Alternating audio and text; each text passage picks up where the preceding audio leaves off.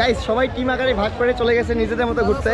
আমরা সিঙ্গেল যারা যারা আছি তাদেরকে এক টিমে নিছি, কারণ আমিও সিঙ্গেল। এই যে নাম্বার 1 সিঙ্গেল, নাম্বার 2 কমিটির সহ সভাপতি, তিনি কমিটি।